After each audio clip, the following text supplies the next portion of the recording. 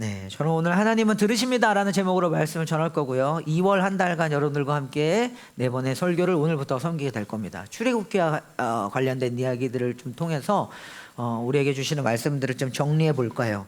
첫 번째, 오늘은 하나님은 들으십니다. 우리 얘기를 들으시고 살피시고 돌보시고 아시는 하나님의 이야기를 한번 살펴볼까 해요. 여러분들 신앙생활 하다 보면 이럴 때가 있어요. 교회를 새해에 결심했다거나 성경을 읽기 시작한다거나 뭔가 새해를 맞으면서 내 삶에 새로운 변화가 있기를 기대하는 마음으로 출발하죠. 사실 날마다 우리는 뭔가 새롭게 되기를 다짐하는 것 같은데, 한 가지 재밌는 거는 시간이 지나도 내 삶이 바뀌는 게 없을 것 같을 때가 상당히 많아요. 특히 20대인 여러분들에게 자주 들려지는 괜찮아, 나중 되면 괜찮아질 거야, 이런 얘기를 듣잖아요. 나도 많이 하거든. 그래서 괜찮아 너 나중에 괜찮아질 거야. 근데 물어봅시다. 30 지나면 괜찮아집니까? 대본에 되게 빠르게 대답해도 고마워요. 40이 넘으면 저 괜찮아집니까? 나밖에 없나 40 넘은 사람이? 비슷하더라고요. 안 괜찮아지는 것 같기도 해. 이게 무슨 말이냐면 하나님을 딱 믿는다고 삶이 팍 바뀌는 게 아니라, 물론 크고 작은 경험들을 할 수는 있지만 생각보다 우리의 인생이 그렇게 예수를 믿고 하나님을 믿고 신앙생활을 시작하고 새로운 다짐 속에서 내가 소망했던 것처럼 확 와닿기보다는 많은 좌절들을 겪기도 하는 것 같아요. 그때 쏟아져 나오는 얘기들이 하나씩 있어요. 뭐냐면 이런 얘기들이, 하나님 도대체 언제까지요? 이런 얘기 해본 적 있어요, 여러분들? 그런 기도 드려본 적 있어요? 또 하나, 저는 이렇게도 표현하면 돼. 도대체 이 지긋지긋하고 저주받은 것 같은 삶이 언제까지 지속해야 돼요? 관계에 대한 아픔일 수도 있고, 근본적으로 경제적인 어려움일 수도 있고, 심지어는 정서적인 아픔일 수도 있어요. 내가 언제까지 하나님 이 저주받은 것 같은 삶을 살아야 돼요? 육체적인 질병 때문일 수도 있고요. 쏟아져 나오는 거예요. 당장 해결이 안 되니까. 그리고 문제는 뭐냐, 이 삶이 계속 반복되는 거야. 그럴 때 가지는 바닥을 친다고 하는, 또 다른 한쪽에서 보면 버려진 것 같은 삶을 사는 것 같기도 해요. 오늘 본문을 보면은 이렇게 시작합니다. 23절을 같이 한번 읽어볼까요? 함께 읽겠습니다. 크게 앞부분만 읽으면 돼요. 시작. 세월이 많이 흘러서 이집트의 왕이 죽었다. 세월이 많이 흘렀다는 건 뭐냐면요, 저 세월 동안에 여러분들 출애굽기 지금 2장이거든요. 그럼 1장과 2장 사이에, 2장 23절이면 2장의 끝부분이야. 그러니까 출애굽기 1장과 2장 사이에 있었던 세월이 많이 흘렀다는 이야기 속에서는 무슨 일이 있었냐면, 이스라엘 백성들이 파라오라고 하는 이집트의 왕 때문에 고된 노역, 종살이를 했어요. 노예로서 그들은, 그러니까 억압을 받은 거지. 그리고 이집트의 바로 왕이 가만히 보니까 히브리인들이 아들을 진짜 잘 낳는 거야. 그래서 종족이 막 번성하는 거야. 그러니까 이게 좀 많이 번성하면 이집트에 좀 위협을 가할 수 있겠다는 생각에 히브리 산파들에게 뭘 얘기하냐면, 이제부터 아들들이 태어나면 다 죽여버려. 유학살이죠. 조용한 은밀한 학살일 수도 있어. 만드는 거예요. 근데 히브리 산파들이, 출애굽기 1장을 읽어보면 그래요. 송경통도 요새 하고 있는데 아마 지나가지 않았니, 출애굽기? 그거 보면 나올 거야. 그러면은 1장에 보면은 히브리 산파들이 어떻게 하냐면 하나님을 경외하는 사람들이어서 죽이지 않습니다. 그러니까 이 아들들이 또 막 번성할 거 아니야. 그때 바로 왕이 또 무슨 명령을 내리냐면, 그래? 그러면은 아들들이 태어나면 다 강물에 갖다 버려. 남자아이들은 몇 살부터 몇 살까지 갖다 버려. 이런 대대적인 유아학살이 일어납니다. 그러니까 세월이 많이 흘러서 저 많이 흘러가는 세월 속에는 이스라엘 백성들이 굉장히 고달팠고 억압받았고 노예로 살았고 삶이 굉장히 고통스러웠겠죠. 이게 지났어요. 근데 그 고통을 가하는 사람이 누구야? 이집트의 왕이었는데, 오늘 본문은 이런 이야기를 해요. 그 이집트의 왕이 뭐 했다? 죽었다라고 얘기해요. 그럼 여러분들 보세요. 그 왕이 죽었어. 그럼 우린 뭘 기대할까? 이제 나를 괴롭히던 그 왕이 죽었어. 우리들을 괴롭게 하고 고통스럽게 하고 심지어는 학살까지 하는 그 왕이 죽었어. 그럼 뭘 꿈꿔요? 새로운 시대를 꿈꾸겠지. 와, 하나님 뭔가 일을 하시지 않을까? 실제로 고대 이집트에서는요, 여러분들, 새 왕이 등극하면 일어나는 놀라운 일들이 있었어요. 나라의 자비가 베풀어져요. 죄인들을 사면해 주기도 하고, 수감된 자들을 석방해 주기도 하고, 노예들에게 자유를 주는 관습이 있었어요. 이게 새 왕이 일어나면 나는 자유롭고 자비로운 왕이다라고 하면서 자기를 드러내는 방식이에요. 그러니까는 뭘 생각하겠니? 세월이 많은 저 많은 세월 동안에 억압받던 이 노예들이, 이스라엘 백성들이 왕이 바뀜으로 인해서 이제는 좀 우리가 당했던 그 고된 노역들, 이 학살과 이 아픔들이 좀 사라질까라는 기대를 하지 않겠어요? 근데 이 구절을 가만히 보면은 바뀐 게 없는 거야. 그 다음 구절 읽어볼까요? 왕이 죽었다라고 바로 이어지는 거. 함께 읽어봅시다. 시작. 이스라엘 자손이 고된 일 때문에 탄식하며 부르짖으니. 그 뭐예요? 그냥 그대로인 거야. 새 왕이 죽었고 새 왕이 등극했고, 조금은 그 뭔가를 기대해 볼 만한 것이 있었을지 모르겠는데, 이런 미안해 젠장, 내 삶이 지긋지긋한 거야. 이 저주같이 나에게 쏟아지는 이 삶이 여전히 변함이 없는 거예요. 이스라엘 자손이 그냥 그대로 워딩을 읽어보세요. 고된 일 때문에 탄식하며 하나님께 이게 부르짖으니, 신음했다는 표현이에요. 고된 일 때문에 부르짖는 소리가 하나님께 이르렀다라고 표현합니다. 바뀐 게 없던 거예요. 여러분 보세요. 이게 우리의 삶과 되게 비슷한 것 같은 거예요. 여기 이제 신앙생활을 하고 있고 뭔가를 결심해서 뭔가 하나님 앞에 내 삶이 조금 나아질까라는 소망을 가지고 이렇게 나아갈지 모르겠는데, 왕이 죽었고 새 왕이 등극했는데도 전혀 세상이 바뀌지 않은 것, 그들의 형편이 조금 더 나아지지 않은 것. 그때 여러분들 보세요. 우리가 무슨 생각을 하는 줄 알아요? 그때 이게 너무 지긋지긋하게 길어지면 신앙의 의미를 잃어요. 그렇지 않겠니? 고민하기 시작하는 거야. 무슨 고민할 것 같아요? 하나님은 살아계신가? 그분은 내게 역사하시는 분이 맞나? 잘 봐. 저 보세요. 초점을 좀 나 봐봐 얘들아. 내가 교회를 다니는 게 의미는 있나? 이런 생각을 한다고요. 그러면서 우리가 주일을 이렇게 모여서 예배 드리는 게, 여기 맛있는 떡볶이를 먹고 싶어서 오신 분도 있겠고, 오뎅이 먹고 싶어서 오신 분도 있겠고, 옆에 있는 이쁜 언니 누나들, 내가 사랑하는 사람들이 있어서 만나러 오신 분도 있겠지만, 근데 궁극적으로는 여러분들 하나님 안에서의 신앙의 의미를 찾고 싶은데, 이게 지긋지긋한 저주받은 것 같은 내 삶에 경제적 어려움, 육신의 아픔들, 가정 안에 깨어진 상처들, 이 모든 것들이 해결되지 않은 채 그냥 마치 덮어두고 넘어가고 덮어두고 넘어가는 것처럼 반복되다 보니까 뭐예요? 하나님은 정말 살아계신가? 라고 하는 깊은 신앙의 회의감이라는 게 찾아오기 시작하는 거예요. 그러지 않았을까 싶어요. 이게 너무 우리 현실 같아서 의미를 잃어버릴 때가 있는 거예요. 저도 그랬어요. 이번 한 주가 이 말씀을 묵상하면서 나름대로 저희 윗마을에 어떤 한 자매와 이렇게 목회적으로 상담하면서 통화를 하는데, 우리 둘 다 나이대가 40대였어. 그래서 둘이서 이렇게 통화를 하면서 느꼈던 게 뭐냐면, 야, 어떻게 세월이 지나도 몇 년을 기도해도 변화가 없니? 목사랑 성도랑 앉아서 그런 얘기를 하면, 그잖아 빛나야, 내가 막 야 하나님은 할 수 있어 와 이런 얘기를 해줘야 되는데, 둘이 마주보고 통화하면서 앉아가지고 그럼 어떡하나 이런 고민을 하면, 그 둘이 막 약간 흐느꼈지, 좀 처량하다 막 이러면서. 얘가 여러분들 신세한탄이에요. 나이가 들면 좀 지나가 달라지나, 괜찮아 시간 지나면 잘 될 거야 라는 그 말이 너무 막연하게 들리는 거예요. 시간이 지나면 뭔가 해결되나 라는 생각했는데, 그래서 나름 열심히 버텨내서 뭔가 살아내면 나아질까? 아니요. 소망이 있을까? 교회를 다니기 시작했고 내가 먼저 성경도 읽고 하나님의 뜻을 구해보는데 여전히 그대로 내 삶이 크게 달라진 게 없는 거야. 당장 아무것도 바뀌지 않는 이 현실, 그때 버려진 것 같은 느낌을 받을 수 있겠죠. 시편이 이런 걸 잘 표현한 구절이 있어요. 다윗이 쓴 시인데 이걸 탄식시라고 불려요. 13편 1절 한번 크게 읽어볼래요? 크게 읽습니다. 시작. 주님 언제까지 나를 잊으시렵니까? 영원히 잊으시렵니까? 언제까지 나를 외면하시렵니까? 이게 개역개정으로 읽으면 여러분들 이렇게 해요. 여호와여 어느 때까지입니까? 여러분들 요거 하나님 언제까지입니까? 이런 기도 드려본 적 있죠? 도대체 왜요? 하나님 언제까지요? 요거예요. 여호와여 어느 때까지입니까? 나를 영원히 잊으시나이까? 하나님이 나를 잊어버린 것 같은 거야. 뭔가 까먹으신 것 같은 거야.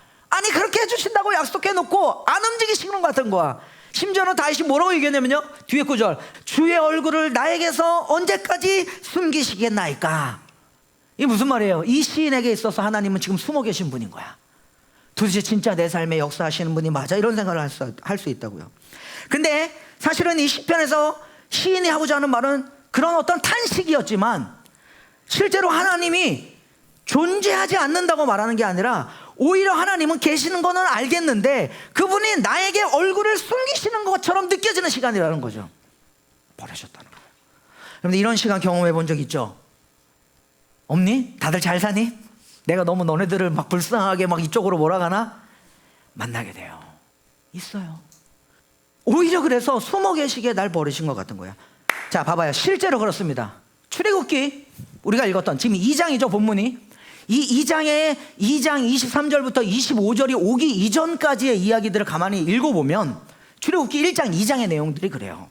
거기 아까 말했지만 이스라엘 백성들이 바로의 왕에 의해서 고된 노예로 진짜 노역을 했고, 그 다음에 그들의 자녀들을 잃게 됐고 학살을 했고, 심지어는 그 흐름 안에서 여러분들이 잘 아는 모세라고 하는 이 아이는 태어나서 참 보기에도 아름다웠는데 그 목소리가 너무 우렁차서 어떻게 해요? 강가에 버려집니다. 버려진 아이예요. 그러니까 이런 일들이 출애굽기 안에 반복됩니다. 1, 2장 안에 막 나와요. 근데 재밌는 거는 그 1, 2장 안에 여호와 하나님이 직접적으로 나타나서 자신을 막 드러내는 이야기들이 없어요. 되게 소극적이고 그냥 되게 이 역사를 그냥 함께 하시는 것 같지만 좀 답답해. 뭐 진짜 내 안에 하나님이 함께 하시는 것 같은데 너무 답답해. 저 빨리 치고 들어오셔서 응답 좀 해주시고 이 문제를 해결해 주셨으면 좋겠는데 마치 그냥 숨어 계신 하나님처럼. 이게 1, 2장에 나타나는 하나님이에요. 실제로 그렇게 느껴져요. 하나님이 이 본문 안에서도 숨어 계신 것 같은 거죠. 그때 우리 여러분들, 우리는 이런 인생의 질문을 던진다고요. 하나님은 정말 알고 계시는가, 내 인생을. 주님은 정말 나를 살피고 계시는가라는 거예요. 자, 근데 여러분 보세요. 오늘 읽었던 출애굽기 2장 23절부터 25절은 이런 흐름 속에서 갑자기 이걸 딱 끊고 하나님이 적극적으로 개입하시는 출애굽기에 나오는 첫 번째 장면이기도 해요. 다시 한번 읽어볼까? 자, 하나님께서 이렇다까지 23절을 읽었으니까 24절, 25절을 지금부터 좀 집중해서 들어보세요. 여러분들 이 성경을 읽을 때 하나님 진짜 저것처럼 내 삶에도 개입하셔서 이렇게 좀 나타나시면 좋겠어요 라는 어떤 소망을 가지고 한번 읽어보세요. 24절, 25절 크게 한번 읽어봅시다. 시작.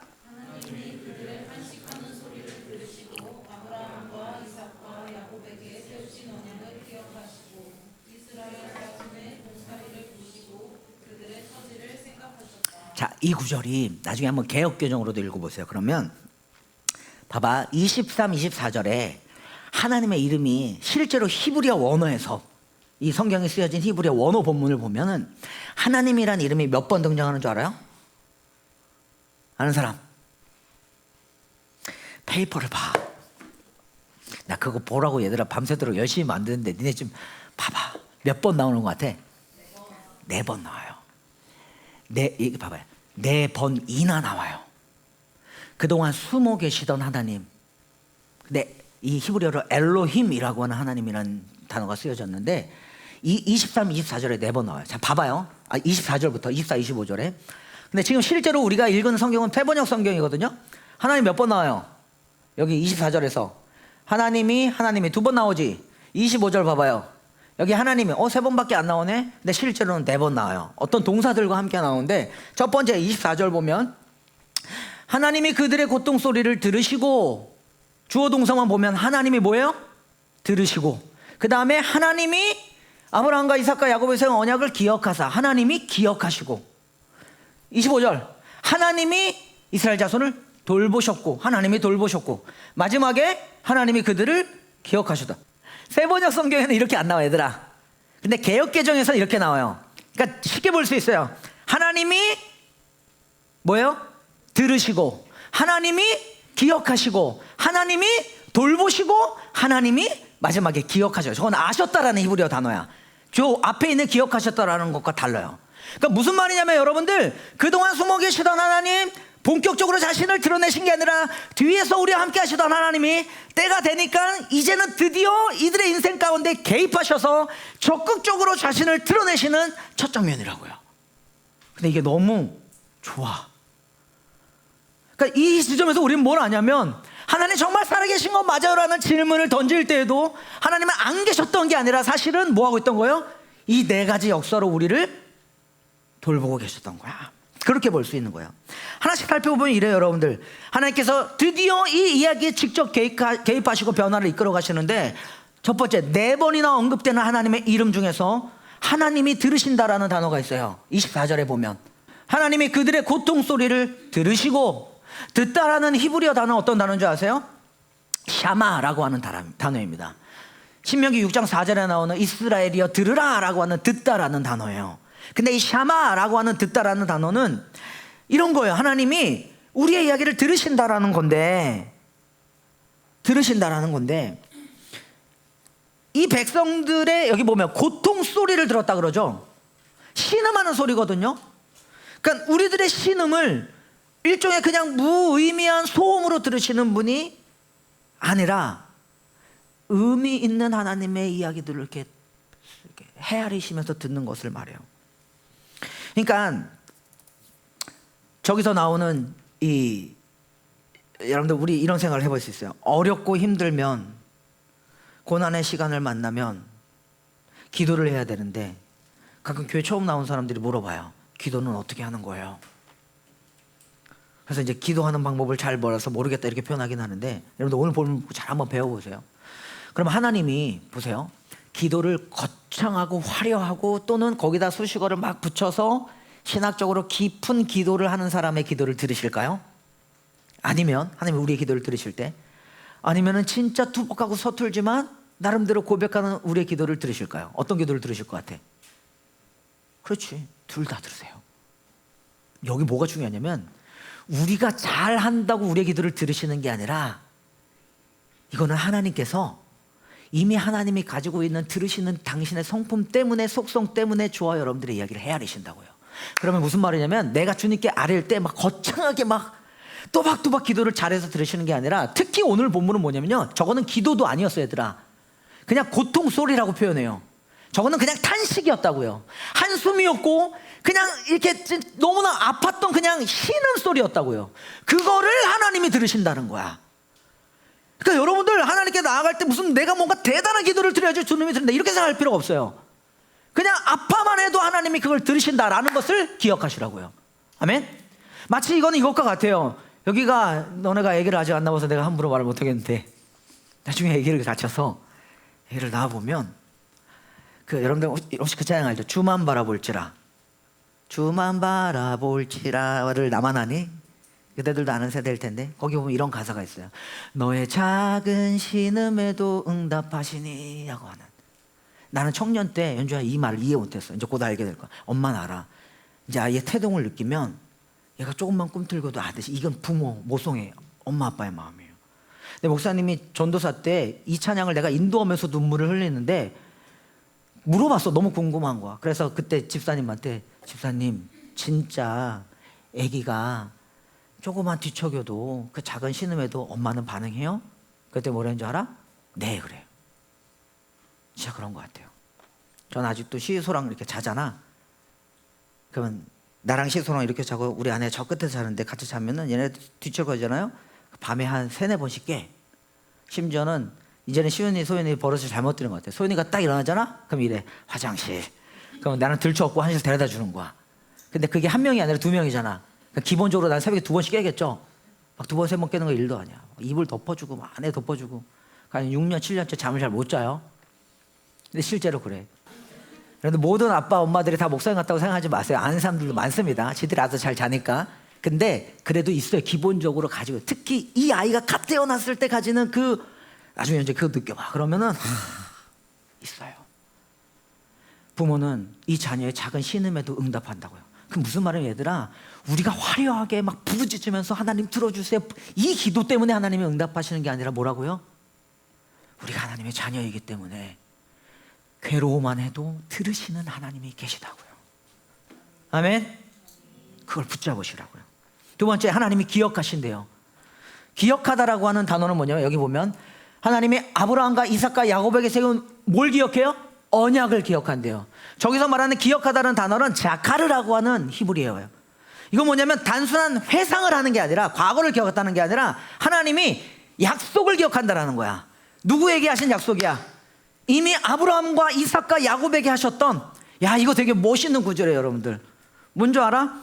우리가 무슨 잘나고 대단해서 하나님이 들어주시는 게 아니라 하나님이 먼저 약속하셨으니까 그 약속을 성취하시겠다라는 거예요. 약속도 일방적으로 하나님이 해주셨어. 내가 너를 자녀 삼아서 너를 구원할 거야. 이분이 스스로 괴로워할 때 아무것도 안 했는데도 내가 너에게 이 약속 한 적 있지라고 스스로 그 약속을 끄집어내고 기억하시면서 들어주시겠다라는 거예요. 하나님의 엄청난 행동이에요. 은혜입니다. 자카르, 기억하다. 그분이 저와 여러분들을 먼저 기억하신다고요. 그 약속을. 세 번째, 그 다음 구절 25절 한번 읽어봅시다. 시작. 하나님이 이스라엘 자손을 돌보셨고, 하나님이 돌보셨대요. 돌보다는 히브리어는 라아라고 하는 단어입니다. 라아. 이거는 뭐냐면 보다라는 뜻도 갖고 있지만 이게 그런 거예요. 보다, 단순히 관찰하다, 그냥 보고만 있다 이런 걸 말하냐. 이걸 방관이라고 얘기하지, 보고만 있는 걸. 근데 라아라고 하는 하나님이 돌보다라는 저 단어는 의지를 가지고 내가 널 봤어? 개입하겠다라는 거야. 간섭하지 않으면 안 되겠다라는 거야. 간섭할 생각, 개입할 생각, 저와 여러분들의 인생에 끼어들 각오와 의지를 가지고서는 보고 계시다라는 거예요. 내가 너를 돌보셨다. 아멘.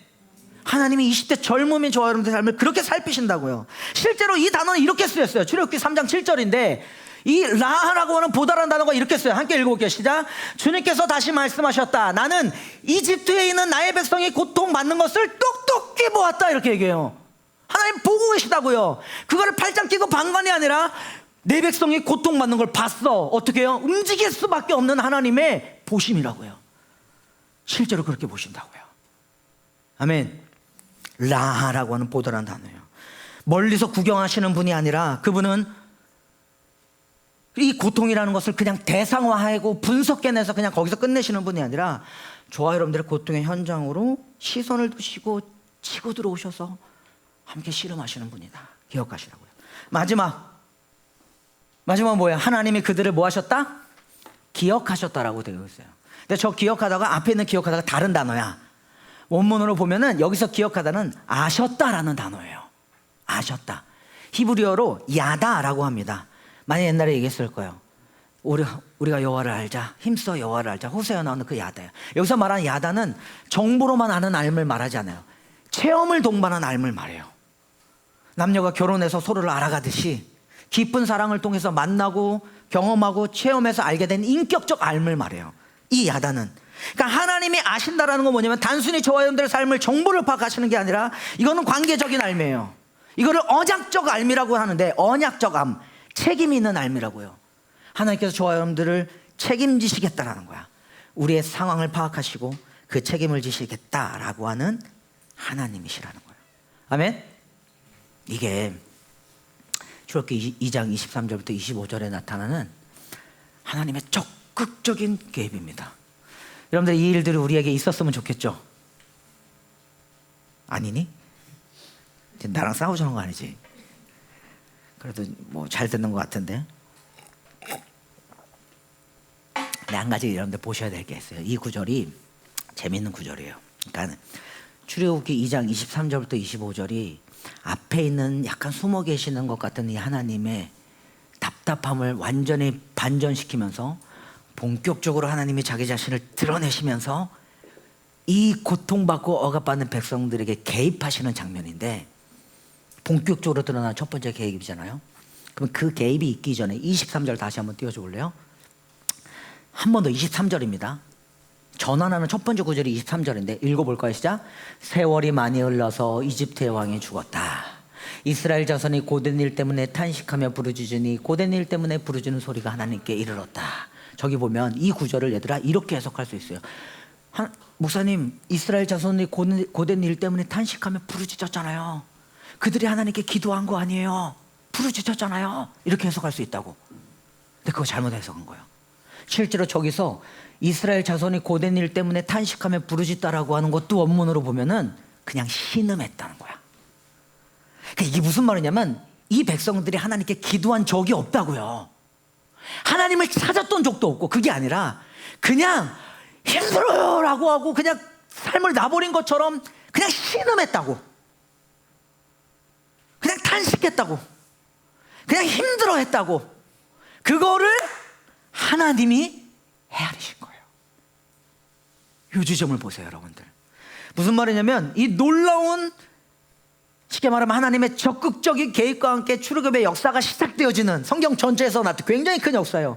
시작되어지는 첫 번째 장면에 하나님의 계획을 가만히 살펴보면 이게 너무 감사한 일인 거야. 이스라엘 백성들의 뭔가를 잘해서, 그들의 뭔가 대단한 영적인 어떤 경건한 생활이 있어서, 그들의 어떤 자기 의의가 있어서, 뭐 성경을 많이 읽어서 기도를 많이 해서 그런 헌신을 해서 하나님이 아이고 이쁘다 내 새끼 내가 너희를 돌봐줄게 했던 게 아니라, 이미 하나님이 너희는 내 자녀고 내 백성이니까 마치 내 아이가 먹지 못해서, 여기서 예를 들어서 있어, 뒤에서 좀만 찡 해도 내 아이면 바로 고개가 돌아서요. 이게 부모들의 마음이라고. 신경이 벌써 그쪽으로 가 있단 말이에요. 울음소리만 들어도 저게 내 아이인지 아닌지 신경이, 내가 너무 미화시키나? 그지 않니? 서희 엄마야? 맞지? 부수려요. 마치 그것처럼. 좋아, 여러분들이 하나님의 자녀이기 때문에 하나님이 살펴준다고요. 우리가 하나님의 어떤 분이신지 분명히 아시길 소망합니다. 아멘. 그래서 목사님이 이런 것 같아요. 고난의 자리를 지날 때, 해결되지 않는 것 같은 이 문제의 시간들을 지날 때, 단순히 도와줄래요? 여러분들, 우리가 흔들리는 게 있다 그랬죠. 신앙적 회의감일 수도 있고, 아 이게 맞나라는 생각이 들 수 있을 때, 그때 뭐가 흔들리냐면 하나님에 대한 흔들림이 생깁니다. 그분이 진짜 하나님이신가? 라는 거죠. 근데 오늘 이 본문은 확실하게 여러분들에게 약속하는 게 이겁니다. 여전히 내 인생의 주인은 하나님이시다. 아멘. 아멘. 그러면 저는 이 질문으로 마칠게요. 여러분들 알겠어요 목사님? 하나님이 내 이야기를 들으시는 분인 거 알겠어요. 그럼 우리 어떻게 살아야 됩니까? 뭐라고 얘기해 볼 수 있을까? 다가 그걸 4개로 갖고 와봤거든. 빨리 할게. 첫 번째 뭐냐면, 여러분들 따뜻하게 권면하고 싶어서 그래요. 여러분들의 신음을 숨기지 마세요. 그거를 그대로 하나님께 올려드리시기 바랍니다. 그냥 조금만 해도 하나님 아신다고요. 많은 성도들이 이런 생각을 해요. 목사님 어떻게 기도해야 될지 모르겠어요. 근데 여러분들 잘 들으세요. 기도에서 가장 중요한 것은 화려한 나의 언어가 아니라 우리의 기도를 들으시는 자비로운 하나님입니다. 내 기도를 들으시는 분이 있다고. 그게 제일 중요해요. 생각만 해도 돼. 여태 그냥 타고 있다가 하나님 해도 아신다고요. 그 신음을 혼자서 숨기지 마세요. 하나님께 올려드리기를 소망합니다. 아멘. 아멘. 이게 믿음을 실패하는 게 아니에요. 기도도 안 나와요 목사님. 괜찮아요. 그게 믿음이 실패된 게 아니라고. 여러분들 오히려 하나님을 향한 가장 정직한 시간을 맞이할 수 있는 시간이 될 것입니다. 두 번째 권면이에요. 뭐냐면 따라해보세요. 그러나 결국에 해봐. 그러나 결국에 내가 승리하는 것은 내가 처한 상황과 환경이 아니라 하나님이 내게 주신 약속이다. 무슨 말이냐면 여러분들이 처한 상황과 환경이 아니라 여러분들에게 주신 하나님의 약속을 신뢰하길 소망합니다. 아멘. 그게 이긴다고요. 상황과 환경이 아니라 아직 아무 일도 일어나지 않았어 라는 것으로 하나님의 약속을 재단하지 마시기 바랍니다. 아멘. 출애굽기 2장 이 끝에는 여기까지 오기까지 별 변화가 없었어요. 억압은 계속되고 상황은 그대로예요.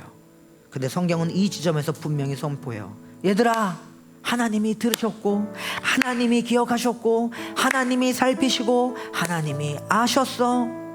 그렇기 때문에 여러분들 내 주변에 일어나는 모든 일들을 눈에 보이는 변화로만 판단하지 말고 하나님을 믿음으로 기다리시길 바랍니다. 그 믿음의 기다림은 방치가 아니에요. 뭔지 아세요? 약속에 대한 신뢰입니다. 하나님을 붙잡으시라고요. 아멘. 세 번째, 여러분들 이거예요. 버려진 인생이라는 자기 해석을 좀 내려놓으세요. 어때요 여러분들? 버려진 것 같아요? 물론 스스로 그렇게 생각하는 사람이 없을 수도 있지만 있을 수도 있잖아. 마치 그 상황에 처한 것 같은 사람이 있을 수도 있다고요. 나는 버려진 사람이야 라고 하는 자기 해석을 내려놓으세요. 고난 한가운데를 지날 때 우리는 쉽게 이런 해석을 해요. 나는 잊혀졌어. 아무도 나를 알아주지 않아. 하나님도 살아계시지 않은 것 같아. 하나님도 내 상황 가운데 침묵하고 계셔. 근데 오늘 본문은 정반대로 얘기하죠. 아까 뭐라 그랬어요? 하나님이 아셨다 그래요. 야다 뭐라고요? 책임 있는 알미라고요. 책임지기로 아신 거예요. 여러분들 모세를 보세요. 출애굽기 2장에 나오는데요. 우리 이 2장 안에 첫 부분에 모세는 쉽게 말하면 버려졌어요. 모세의 삶을 가만히 보면 버려진 삶이다라고도 볼 수 있는데 거기 9절에 보면은 모세를 갈대 상자에다가 이거 테바 방주라고도 하는데 이렇게 상자를 만들어서 갈대숲 사이에다가 이거 역청을 바르고 상자를 만들어서 갈대숲 사이에 이렇게 놓습니다. 4절을 보면은 모세의 누이예요. 미리암이라고 하는 이 가족이 멀리 떨어져서 지켜봐요. 왜 지켜볼까? 여기 하나님에 대한 신뢰가 있어. 어떻게 보면 버려진 것처럼 보이는 삶일지 모르겠지만 이 모세의 누이는 뭐 한 거예요? 지켜보고 있다는 건 하나님께 맡겼다라는 거야. 그거라고요. 그리고 나니까 5절 출애굽기 2장 5절 6절이 지나면 바로의 딸 공주가 이 모세를 주어요. 물에서 건져냈다는 의미야. 주어. 그리고 뭐라고 거기 쓰여있는 줄 알아요? 성경에 이 바로의 딸이 이 아이를 보고 그를 불쌍히 여겼더라 라고 얘기해. 여러분 이건 하나님의 마음이에요. 바로의 딸의 마음을 표현한 거지만 사실 출애굽기 전체에 나오는 이 버려진 것 같은 고된 노역과 자기 자녀들이 학살당하는 이 처참한 현장 가운데 버려진 것 같은 이 백성들을 향한 하나님의 마음이에요. 그들을 불쌍히 여기셨다. 20대 저와 여러분들의 이 삶을 헤아리시는 아버지 하나님의 마음이라고요. 아멘. 아멘. 그러니까 버려졌다는 우리의 인생을 내려놓으세요. 사람은 버려요. 근데 하나님은 버려진 인생을 주워 담으십니다. 저와 여러분들의 인생을 주워. 그러니까 여러분들 이렇게 기도하세요. 주님 나도 좀 주워 가세요. 내 인생도 좀 주워 가세요 하나님. 난 얘기할 수 있었으면 좋겠어요. 그럴 때 여러분들 어떻게 따라해봐요. 우리는 버려진 게 아니라 그분께 맡겨진 존재이다. 내 인생이 하나님의 품 안에 있다. 아멘. 아멘. 마지막 하나입니다. 뭔지 아니? 이거예요. 하나님이 저와 여러분들의 이야기를 들으시죠? 감사하죠? 저와 여러분들의 이야기를 살피죠? 우리의 인생을 들으시고 우리의 인생을 기억하시고, 그러니까 당신의 약속을 기억하셔서 우리를 움직이시고 우리를 보살피시고 우리 삶을 아시는 이 하나님 감사하죠? 그럼 우리 마지막으로 뭘 나눌 수 있을 것 같아요? 하나님이 여러분들의 신음을 들으셨던 것처럼 우리도 서로의 신음을 좀 듣자고요. 나만 알고 신앙생활 제발 하지 마시고 함께하는 이 공동체 안에서 그래서 타인의 관심을 차갑게 받지도 마세요. 여러분들 그건 하나님의 마음이에요. 네가 뭔데 나한테 관심이야. 아니 이게 아니라니까. 교회는 그런 데가 아니에요. 여러분들 이건 하나님의 마음에서부터 시작된 거예요. 그 관심을 받을 줄도 아시기 바랍니다. 아멘. 그리고 줄 수도 있어야 돼요. 옆에 사람들에게 내가 너의 신음을 들을게. 네가 뭔데 내 신음을 들어. 이게 철벽치고 아니 이게 아니라 기독교 공동체는 절대 그렇지 않아요. 여러분들 그러면 여러분들 교회를 굉장히 오해하시는 건데 물론 압니다. 마음이 있을 수 있어요. 하나님 치유해 주셨으면 좋겠어요. 그 하나님의 인도하심 안에 서로의 신음을 듣는 사람들. 근데 그러려면 뭘 해야 되는 줄 알아요? 깊게 들어가야 돼요. 그러니까 나처럼 상혁이랑 1년에 한 번 얘기할까 말까 하는 사이가 되면 나는 모르겠는 거야. 근데 적어도 난 그걸 미안했으면 좋겠어. 상혁아 내가 너에게. 물론 우리가 공동체가 많아집니다. 그러면 다 못 살펴요. 그래서 숲이 만들어줬고 각 마을이 만들어줬고 적어도 희보 목사님은 여러분들이 이야기하는 걸 들으려고 하시기 때문에 어려운 게 있으면 목사님께 찾아가세요. 그러라고 목사님 계신 거야. 사모님 바로 막 새벽 2시에 막 전화해. 괜찮아. 괜찮죠 목사님? 해. 그리고 그냥 해놓고 울어. 옛날에 은경이 많이 했는데 막 갑자기 1시에 전화 왔으면 펑펑 우는 거야. 왜 아가 그런데 한 30분 울다가 지 얘기하다 끊어. 그리고 그 다음날 살아있어. 그러라고 목사님이 있는 거예요. 여러분들 근데 그게 목사님이 다 못하잖아. 그럼 어떻게 해요? 숨 리더들이 하시라고요. 숨원들끼리 하시라고요.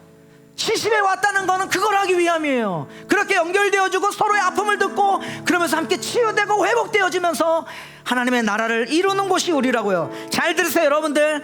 하나님이 우리의 신음을 들으셨다면 하나님의 백성도 서로의 신음을 듣는 사람들이 되어야 됩니다. 아멘. 그것이 하나님의 자비가 공동체 안에서 실현되는 방식이에요. 우리 시심 안에 하나님의 자비가 이렇게 실현되어졌으면 좋겠다고요. 아멘. 옆에 사람 고마워. 누가? 우리 서희. 네, 아멘.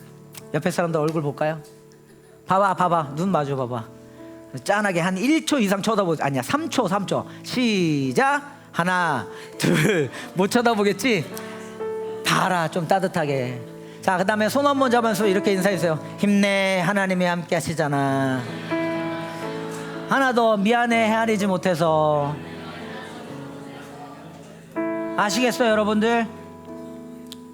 공간을 옮겨가서도 우리 그런 따뜻한 교회 됐으면 좋겠습니다. 하나님의 이 약속을 기억하십시오. 그런 교회가 되기를 소망합니다. 아멘.